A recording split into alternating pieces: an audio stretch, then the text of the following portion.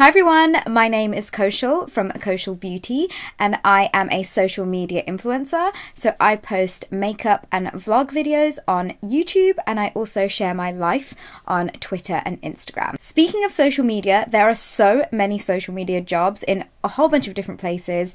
That is including agencies, in-house with different brands, a lot of tech companies, including social media companies themselves, and not forgetting management agencies too. I fell into this career kind of by a fluke. I actually used to do this as my hobby after a long, hard day of work. My work was a 9-to-5 job in PR and it was very, very stressful, and I needed an outlet to not stress myself out about work the next day because that's all I used to think of. So I started my YouTube channel where I just shared my makeup tips with everyone, and one thing led to another and I was able to do this full-time as a job. I make money through ads on YouTube, and that's where sometimes you'll see an advert before a video actually plays. And I also do sponsorships directly with brands. And I not only do that on YouTube, but I also do that on Instagram and Twitter as well. Sometimes this can be a fully branded video where I use one brand of products in the whole video, or sometimes this is just a simple mention. And when it comes to Instagram, it can be something like a sponsored Instagram story or a sponsored post as well. I got to where I am through a lot of passion. I'm really passionate about makeup, beauty, hair,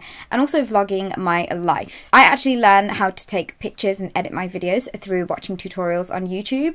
I think YouTube is a great platform to teach yourself different skills, and I still use it to this day. My 3 top things to focus on is, first of all, be yourself, because there's only one you in the entire world. Number 2 is to never stop learning, whether that's with editing videos or how to take the right picture or how to get the right lighting. I love watching YouTube tutorials to show me exactly what I need to do. I'm a very visual person, so I love YouTube, but you can also read different blogs and they'll also help you kind of up your skill level, and it's always good to never stop learning. And the third thing is something that I struggle with the most, but I am working on it, and that is planning. Plan what you want to film, get ideas out there, write a list, write a schedule down, and that will really help you manage your time. And that hopefully will really manage your time, and you'll know exactly what you need to be doing in that day and in that week. The best thing personally about being an influencer is actually meeting all of my followers in real life.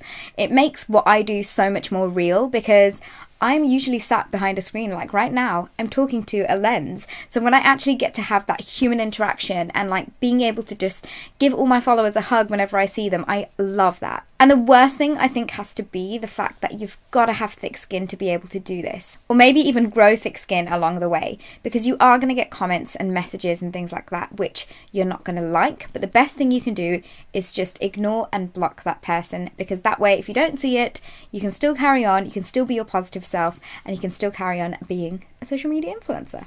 If anyone out there wants to be an influencer, my number 1 tip is to be you and to be yourself.